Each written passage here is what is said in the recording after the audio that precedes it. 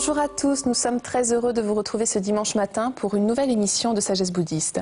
Une émission que nous consacrons aujourd'hui ainsi que la semaine prochaine aux 2 premiers vœux du Bodhisattva dans le Zen. En effet, ces êtres qui se vouent à l'obtention de l'éveil dans le seul but de soulager les autres êtres de leurs souffrances s'engagent à respecter un certain nombre des recommandations proposées par l'éthique bouddhiste. Nous allons nous arrêter dès à présent sur le premier de ces vœux.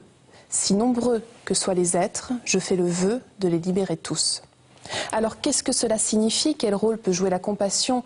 Et quelles qualités développer plus précisément? Nous allons poser toutes ces questions à notre invité Roland Reich. Roland Reich, bonjour. Bonjour. Vous êtes un disciple de maître Deshimaru. Vous êtes vous-même moine zen et vous enseignez depuis une trentaine d'années au dojo de Nice, mais aussi au temple zen de la Gendronnière. Et je précise que vous dirigez également des séchines tout au long de l'année, un peu partout en Europe. Merci beaucoup d'être avec nous aujourd'hui. Alors, Roland Reich, tout d'abord, est-ce que vous pouvez nous expliquer l'importance des vœux du Bodhisattva dans le zen? Quelle place est-ce que ça a? Les vœux sont l'expression de la sagesse et de l'éveil réalisé dans la pratique de zazen. Dans la vie quotidienne, c'est la manifestation de notre réalisation. Donc c'est à la fois faire ses vœux, c'est à la fois donc expression et c'est en même temps le test de là où nous en sommes, de notre propre réalisation. Est-ce que nous sommes véritablement en harmonie avec ce que nous réalisons dans notre méditation? Est-ce que nous avons réalisé un certain niveau d'éveil? La vérification de là où nous en sommes, c'est la façon dont notre éveil se manifeste en relation avec les autres et dans les phénomènes de la vie quotidienne, à travers notamment l'expression des 4 vœux du Bodhisattva. Alors justement, quels sont-ils ces 4 vœux? Alors les 4 vœux du Bodhisattva sont d'abord aussi nombreux que soient les êtres sensibles. Je fais le vœu de les libérer tous ou de les sauver tous. Ensuite, aussi nombreuses que soient les passions ou les attachements ou les causes de souffrance, c'est un peu la même chose. Je fais le vœu de les résoudre toutes. Ensuite, aussi nombreux que soient les enseignements du Bouddha, je fais le vœu de les acquérir. Et enfin, aussi parfaite que soit la voie de Bouddha, la voie de l'éveil, donc, je fais le vœu de la réaliser. Très bien, alors nous allons nous attarder aujourd'hui sur le premier de ces vœux. Alors, si nombreux que soient les êtres, je fais le vœu de les libérer tous. Alors, tout d'abord, qui sont ces êtres, Roland Reich? Oui, alors tous les êtres, ça a 2 sens. D'abord, ça veut dire pas seulement les êtres humains, mais tous les êtres sensibles, c'est-à-dire tous les êtres qui ont une naissance et une mort, une sensibilité et donc qui transmigrent et dans ce qu'on appelle le samsara, c'est-à-dire les 6 mondes de transmigration. Donc ce sont aussi bien les êtres humains, mais aussi les animaux. Et puis dans le bouddhisme, on croit qu'il y a d'autres êtres sensibles, c'est-à-dire des êtres qui vivent dans les enfers, des esprits affamés, des déités qui sont soit courroucées, soit des déités qui vivent dans des états extatiques. Mais tous ces états de transmigration sont le résultat d'un karma, sont donc impermanents et sont l'occasion de souffrances. Donc tout le sens de la démarche du Bouddha, c'est d'aider tous les êtres à se libérer de ce cycle de la transmigration à cause du karma. Sans aucune discrimination. Et alors, c'est le deuxième sens de tous les êtres, c'est que ça n'est pas limité aux êtres humains, mais surtout ce n'est pas limité aux êtres pour qui nous éprouvons une sympathie naturelle. Il est relativement facile d'avoir de la compassion et de la bienveillance pour nos parents, pour nos enfants, pour les êtres que nous aimons en général, auxquels nous sommes attachés. C'est plus difficile de le faire pour les êtres qui nous sont indifférents, des inconnus, et encore bien plus difficile pour des gens qui nous ont causé du tort, qui nous ont causé des souffrances et vis-à-vis desquels on risque d'avoir des réactions au contraire agressives et pas très compatissantes. Alors, tous les êtres, ça veut dire ne plus être soumis à l'esprit de discrimination, avoir l'esprit large, l'esprit vaste de Bouddha, qui a cette capacité d'englober tous les êtres et toutes choses dans le même vœu de bienveillance et de compassion. Alors, je fais le vœu de les sauver tous. Est-ce qu'il y a une notion de salut dans le bouddhisme? Qu'est-ce que ça veut dire? C'est le nirvana, la libération, la fin de la souffrance? Oui, ces trois expressions que vous venez d'employer veulent toutes dire la même chose. En fait, ça veut dire tout simplement réaliser l'éveil. Nirvana veut dire extinction des causes de la souffrance, c'est-à-dire principalement de l'avidité, de la haine et de l'ignorance. Ce n'est donc pas un lieu dans lequel on va pénétrer après la mort si on a eu une pratique juste. C'est plutôt un état d'être, ici et maintenant, une manière d'être dans ce samsara qui fait qu'on peut être au milieu des illusions, au milieu des causes de la souffrance, sans en être trop affecté pour nous-mêmes, et en même temps rester disponible pour les autres. Alors, extinction des causes de la souffrance, nirvana, c'est ce qu'on appelle le salut, effectivement. Alors, en quoi la compassion est-elle importante dans la pratique en général et plus particulièrement dans l'application de ce premier vœu du Bodhisattva? Eh bien, parce qu'à travers la compassion se manifeste notre éveil à la vie réelle, c'est-à-dire la vie sans dualité, la vie sans séparation. C'est, je crois, le cœur même de l'éveil dans le bouddhisme, que de comprendre que la véritable nature de notre existence est d'être en unité avec tous les êtres, d'être interdépendant avec toutes les existences, de ne pas avoir d'existence séparée. Par conséquent, la souffrance des autres devient ma souffrance, le bonheur des autres devient aussi mon bonheur, donc je me préoccupe de leur bonheur, je suis soucieux de les soulager de leur souffrance, et le fait d'être ainsi manifeste l'ouverture du cœur, manifeste une certaine libération intérieure qui nous rend disponibles à l'accueil des autres, dans l'état où ils sont et quels qu'ils soient. Et est-ce qu'il existe des obstacles à cette compassion? Eh bien, les obstacles à la compassion sont bien évidemment tout ce qui renforce notre égoïsme, notre peur de perdre, d'être endommagé si on se consacre aux autres au lieu de se consacrer à l'obtention de ces objets de désir.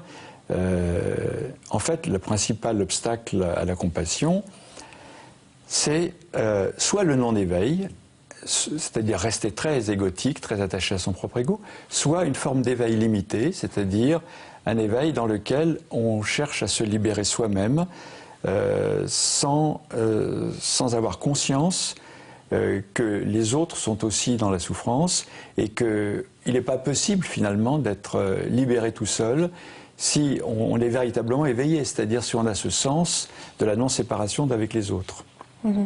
Alors justement, quelle qualité développer pour aller vers cette compassion, cette bienveillance? Voilà, je crois que la principale qualité, c'est de développer une très grande sensibilité à ce qui est ici et maintenant, aussi bien en nous et autour de nous. C'est-à-dire être capable déjà soi-même de percevoir quelles sont les causes de notre souffrance, dans quel état nous sommes, qu'est-ce qui nous fait souffrir, et ainsi développer la capacité de se mettre à la place de l'autre, se mettre à la place des autres. L'empathie. L'empathie, voilà. Et alors, bon, c'est vrai que la peur peut nous faire changer d'esprit et du coup on n'a plus forcément l'esprit pur du bodhisattva qu'on pouvait avoir au début. Est-ce qu'on peut le retrouver un jour? Ce qui se passe, c'est que notre façon de percevoir le monde, de percevoir ce qui se passe autour de nous, n'est pas pure. Elle est constamment colorée par les souvenirs de nos expériences passées. Et ce qui fait que, par exemple, lorsque l'on rencontre quelqu'un ou lorsque l'on vit une situation, on ne se contente pas de rencontrer la personne telle qu'elle est, et donc d'être disponible à l'accueillir vraiment telle qu'elle est. Tout de suite, une impression surgit en nous. Cette personne nous rappelle quelqu'un, éventuellement quelqu'un une personne avec laquelle on a eu des difficultés ou un conflit dans le passé. Et immédiatement, une émotion, un obstacle apparaît à véritablement être en empathie avec cette personne parce que je suis parasité par une impression qui n'a rien à voir avec l'ici et maintenant, ni avec la personne qui est en face de moi. Donc, le principal remède à ça, c'est d'être capable constamment de percevoir ce qui nous anime et en même temps de lâcher prise avec tout ce qui nous encombre l'esprit, brouille notre conscience et nous empêche donc d'être dans cette ouverture du cœur, cet accueil de l'autre. Mais est-ce que finalement ce n'est pas un peu utopique de vouloir sauver tous les êtres lorsqu'on dit « je veux sauver tous les êtres » ? Bien sûr c'est utopique si on pense que c'est moi qui vais les sauver. Donc si ça renvoie à notre propre ego. Voilà, si, avec mon propre ego, disait le 6e patriarche Enno, je ne peux sauver personne. Ce n'est pas moi qui sauve les êtres, c'est la nature de Bouddha qui est en chacun de nous, qui sauve réellement les êtres. Alors, la compassion, qui ne peut pas être séparée de la sagesse, consiste à, d'une part, sentir dans quel état se trouve la personne pour trouver le moyen habile qui va lui permettre d'entrer en contact avec un désir d'éveil, un désir de rechercher la voie. Et ensuite, c'est de donner confiance, d'avoir soi-même confiance dans le fait qu'au fond, chacun d'entre nous est déjà éveillé, a déjà la nature d'éveil, et donc peut retrouver cela à condition de pratiquer une forme de méditation telle que le zazen, par exemple, qui permet de se dépouiller de tout ce qui nous encombre et nous empêche d'être transparents à cette véritable nature de Bouddha qui, au fond, est la base même de toutes les existences. La notion de confiance ne doit pas être attachée à l'ego, c'est ce que vous disiez. Elle oui, découle de la nature de Bouddha. Voilà, donc l'ego doit être transparent. L'ego existe toujours, c'est un certain sens de notre identité personnelle, mais il doit devenir, par la pratique de la méditation, transparent à une réalité qui le dépasse infiniment et qui est cette nature de Bouddha, qui est la réalité que nous partageons avec tous les êtres. Alors Roland Reich, est-ce que vous avez des exemples concrets à nous donner de la vie quotidienne qui nous montrent en fait l'application de ce premier vœu du Bodhisattva? Par exemple, quelqu'un qui voudrait devenir plus fort ou plus performant dans les arts martiaux, à ce moment-là, la compassion, ça va être, dans un premier temps, non pas de lui dire « il ne faut pas chercher à être plus fort », mais de lui dire « si vous voulez être véritablement fort, alors il faut abandonner la peur. Pour abandonner la peur, il ne faut plus être attaché à son propre ego, et donc il ne faut plus être attaché ni à la victoire, ni avoir peur de la défaite. Donc, partir de là où en est la personne, et puis l'amener petit à petit à dépasser son désir du moment ou sa peur du moment pour s'éveiller véritablement à un autre niveau. C'est-à-dire vraiment se mettre suffisamment à la place de l'autre pour que ce qu'on lui communique soit recevable. Mais ensuite, ne pas le laisser juste à ce niveau-là. L'accompagner ensuite. L'accompagner pour évoluer. Alors finalement, est-ce que ce premier vœu, ça ne pourrait pas être un vœu de renoncement qui nous oblige à rester dans le samsara ? Ça serait un vœu de renoncement qui nous obligera à rester dans le samsara si on considère que samsara et nirvana sont deux lieux de mondes séparés. Ce que certains bouddhistes pensent. Donc c'est comme être ici-bas, étant opposé à être dans le royaume des cieux. Mais le véritable compréhension du nirvana du point de vue du grand véhicule, c'est une certaine manière d'être dans le samsara, et notamment d'y être avec sagesse et compassion, d'y être en harmonie avec la vacuité universelle, qui fait que tout ce qui provoque la souffrance, tout ce qui provoque le samsara, l'entraînement dans le cycle de la souffrance, est perçu d'un seul coup comme sans substance, et donc devient inoffensif, et donc ne nous fait plus souffrir.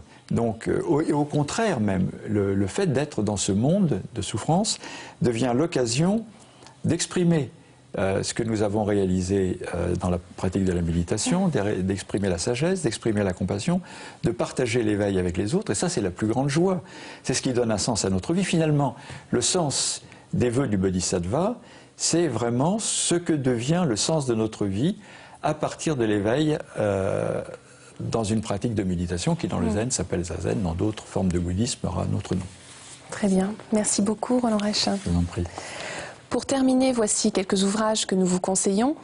Tout d'abord de notre invité Roland Reich, Éveil graduel, éveil subi, commentaire du Sutra de l'estrade de Maître Hainaut, aux éditions Yunokuzen, une invitation à la vigilance et à la pratique de zazen afin de transformer les causes de la souffrance en occasion d'éveil pour nous permettre d'avancer sur la voie.